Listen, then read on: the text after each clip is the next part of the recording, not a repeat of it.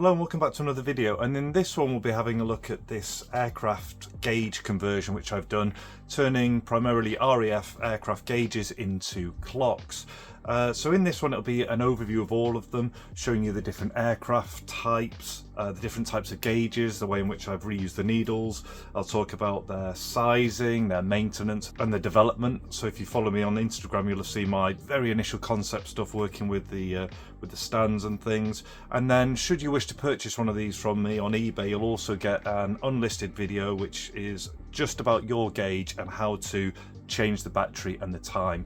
And it's a really good opportunity for me to do that right now, because with the clocks going forwards at the end of the month, the last thing I wanted to do was sell someone a clock with the current time and then literally in a few weeks time they're either having to send it back to me or open it all up to just move the clocks an hour forward. So perfect timing, and then with all fresh batteries in, shouldn't really need to be touched for around probably like 6 to 9 months at a rough guess for a clock mechanism. So as an overview, I'll just quickly lift them all up. So we've got the very first one I did there, the Wessex Sioux AH1.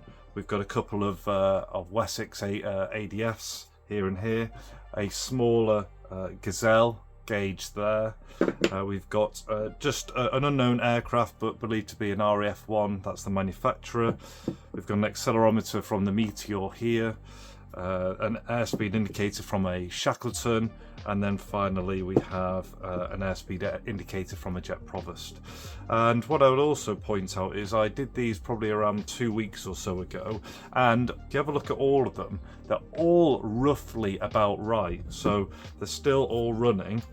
You can see on all these times they're all virtually the same. They're just like ever so slight differences here and there, because you know the mechanisms, the clearances, they've got needles on, all that kind of stuff. So what I'd say with the accuracy is I think that they are like pretty accurate. So I think you'll be able to run one and it will just maybe gain or maybe lose a little bit of time here and there. I think sometimes because of where the holes are mounted, sometimes it might look like it's slightly fast and other times it might look slightly low. So it's not the kind of thing you're going to set your daily alarm by or take your medicine by, but I think they are absolutely good enough to just have on your desk or as a display item, and for them always to be about right. And I will then, like I say in the private video, show you how to change the time should you really need to, should it go massively out over months or whatever. So the process, I'll probably just demonstrate the very first one. So the very first one I ever did, and that's why it's actually slightly lighter here with the wood, I went for a bit of a darker stain later on, is I will get a gauge like this one here. Let me see if I can get it. In fact, I will try and get this one out of the housing. So something like this. This was, I've got it down as a Wessex Sioux AH1, but it's actually possibly from a Wessex. So I'll take the gauge and I'll gut it internally, and then I have to then fit a clock mechanism on the inside, and then I have to get all the clearances. And then what I do once that is all complete, I then rebuild it, often with elements of clearance. So I'll reuse needles where possible. And then what I'll then do is I then take a piece of wood, I cut a hole in it that's appropriate for the size of the gauge. I then sand it all down so it's all nice and smooth on the corners. I then hand saw an angle on it just so it's, I mean it's not always the perfect angle, but it just gives it that little bit of extra detail. And then finally I get a plaque made up and I mount that underneath. And so once that's all done, you can then just slide the gauge inside the housing,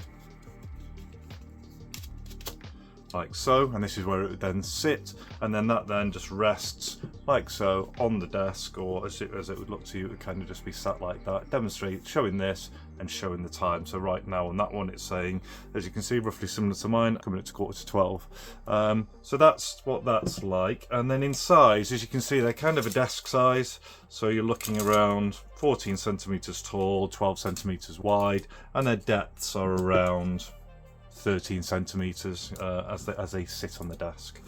Hopefully that gives you an idea of the kind of work that goes into them, sourcing the gauges, gutting them, fitting and finessing, rebuilding them, getting different loads, having to just finesse, then hand making all the wooden mounts, putting that on and then putting it all back together. A lot of time and effort goes into each one. I would suggest I probably put at least 6 hours into each. So yeah, there's a lot of time.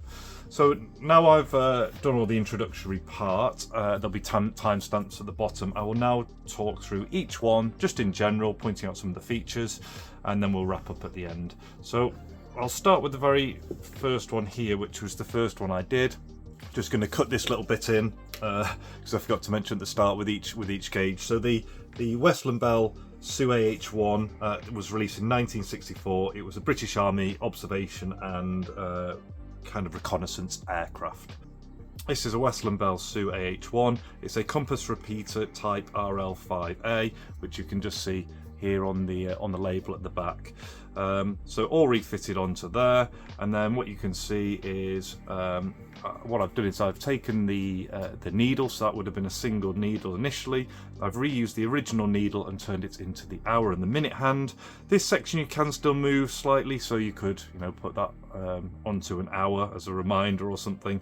But I would, because of the way it's been put together, I would just avoid moving that, because you might just scratch, you won't see it, but it might scratch the glass plane on the inside, and the heading marker obviously doesn't work. To enable clearances, there is some like a foam spacer which goes around the outside there, and if you ever hear anything like, so sometimes see here there's just something moving around, that's because sometimes I have to affix the batteries onto the back of the quartz mechanism, and every now and then the stick just comes away and it just drops down into the interior, but it's not going to affect anything. All it means is the batteries are just loose there, and this is something that's just going to sit anyway. So don't worry if you hear something moving around inside it. This was the first one I did, so it's a little lighter. I went for a darker stain, so as I mentioned, I get pine, cut it, and then I stain it like a dark oak. So moving on to the Wessex HC2. This was made by Westland in 1961. Initially anti-submarine role, but more commonly known as the search and rescue aircraft, you know, painted yellow. And this gauge is an automatic direction finder. As you can see, it will say just here on the top. So again, all gutted down. And what I've done with here, because I try and do things slightly differently, or whatever works the best. What I've done is I've reused the ADF needle, so that's the needle there. And then what I've done is I've put on this one a stealth hour and minute hand. So as you can see there, we're just coming up to 11:45, but it's in black, so it's kind of hidden away, so you can see the time, but what you're actually seeing is just the ADF needle go around like it would normally, which I thought was a really clever idea. Again, just a small space around here, because what happens is I have certain ways that I have to mount the quartz mechanism inside, and then obviously it then protrudes through the gauge to mount these on, and what I can either do is move the quartz mechanism down, or I have to move the top glass up, or a combination of the two. So this one, a very small amount of foam spacer just around the outside, and then secured. So when I give you one of these, or if you buy one of these gauges, do not be tempted to tighten things down because you think it's a little loose. Everything is made to tolerances. Like if you try to tighten these down, all you'll end up doing is compressing onto the needle, and the needle will stop or the clock will run slow. So keep them as they arrive with you, and be very careful of that when you rebuild them.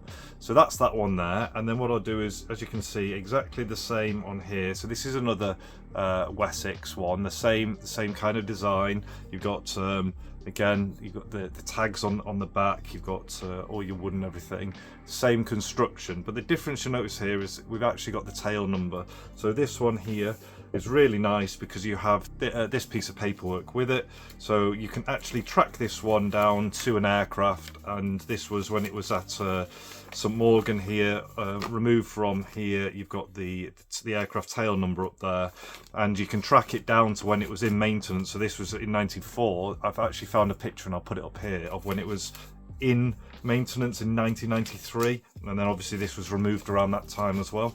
So yeah, another really nice item. Moving on to here for a bit of variety. This is from a Aerospatiale Gazelle, so another helicopter, 1974, and it was used by the RAF as a light reconnaissance aircraft. Now, I wasn't sure how I was going to do this one because it's so small, you can't fit a quartz mechanism inside. Initially, I was going to try and put a slow turning motor in, but what I ended up doing with this one is fitting in a watch mechanism inside. So again, gutted out. the gauge face rehousing in. Then there's a watch mechanism inside, of which this second hand I've then very lightly painted white so it shows up. And I thought it'd be quite nice. Just what I went for was as close to a sweeping gauge as I could get. Most watch mechanisms tick, so you can see it sweeps along and gives you just a bit of movement on your clock. All small. Just basically used a very thin rubber gasket just around here rather than foam, so you just have a small gap with the gasket in. And then this one then sits on this little plinth, so you can see the Gazelle airspeed indicator, and that just like sits very lightly on there as a smaller desk item. Moving to the back row now. This was an unknown aircraft, but doing my research online, it is an RAF gauge apparently. Just can't track the aircraft down. I put K&H pressure gauge because it's from a manufacturer here called Kelvin and Hughes Limited. Now with these kind of things, what I do is I gut them out, but often when you gut them, you lose these kind of parts because they're attached to the internals. So if you see anything like this on the rear, these will generally, if they're not attached to something, they will just be re-super glued in place just to give that illusion. So don't be tempted to undo or tighten these. If you buy one of these gauges, I will show you how to open and close it, and so you're not going to just snap things off.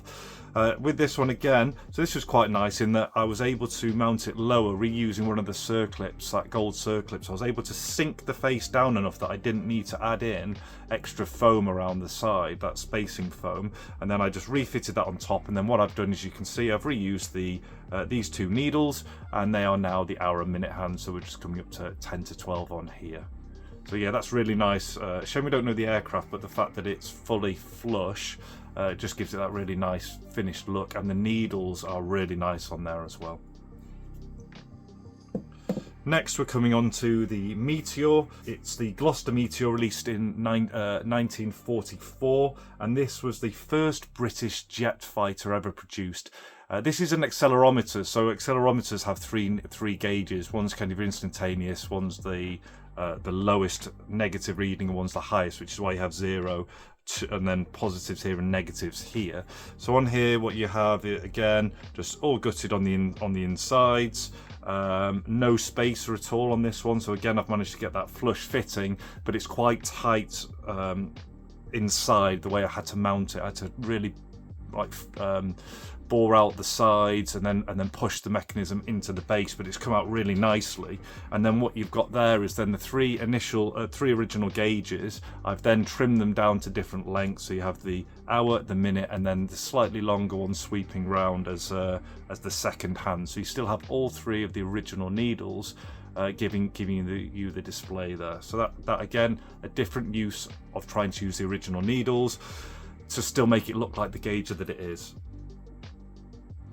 Finally, moving on to these two, which are very similar actually in type. First of all, we've got the Shackleton here. So the Avro Shackleton came out in 1951. It was a long-range maritime patrol aircraft, and it was actually developed off the back of the Lancaster bomber, the infamous Lancaster bomber. And what you have here is I've taken the single airspeed indicator, I've trimmed the bit that would have been a single needle, trimmed the tail off and turned the tail into the hour hand on this one. So with these ones, these are slightly different. So because they're a lot thinner, what I've done is they fit, actually, they fit really nicely. This version's grown on me. They're not a full gauge, they're a very slim gauge. Because they can't sit on their own weight, I've just basically put these little right angle brackets on the bottom, a point where they would support the weight of the stand. So as you can see, you put it down like that, and you just get an ever so slight lean, so it just faces you like that on the desk. So yeah, a much kind of a more vertical, shallow look, but real nice large round faces. And then what I've done is I've then just screw mounted these in to hold them in place, but really lovely. And then finally the last one, which is our Jet Provost. So the Jet Provost was from 1955 by BAC, the British Aircraft Corporation, and this was an RAF jet trainer. Very similar, it's just your airspeeds are different between the two, but construction is basically the same. You've got the same kind of bits at the back, the same feet to hold it in place. Again, the same approach to with the dials, and again, look, that's your time there. Only thing to mention on here is when I put this screw in, there's a hairline crack that just runs up there and along there, and you can see down the back. Now these take, because I'm hand cutting it and I don't have power tools, they take so long to cut, but the hole's in stained wax, so I'm just selling that one as it is because it's so slight you wouldn't even notice it. So in summary, you've got 8 different aircraft gauges here, all of them reutilising hands in different ways, be it a single needle as an hour and minute hand, be it the original needle becoming the second hand, be it the accelerometer there with the 3 hands being used hours or minutes, or a gauge here which has a clock mechanism, a watch mechanism put instead with just the second hand going round. All roughly the same size, either leaning on their own bases or with the small support feet at the back, or with fresh batteries or with quartz mechanisms in there that kind of run there or thereabouts. But a lot of time, a lot of effort, a lot of love have gone into these things. I haven't tried the concept before. I'd really appreciate your feedback and support if you do like these. I'm gonna now go into each of these, which takes forever, and take each of them apart on a private video showing people how they would take their own one apart to change the batteries or change the time. But I'll probably also offer a service where you can post it back to me as an option as well, but you shouldn't need it. Once you've done it once, you'll kind of get the idea. Anyway, I hope you did enjoy them. Loads of content on my Instagram. These will eventually be going onto my eBay once they're done, and until the next one, all the best, take care and see ya.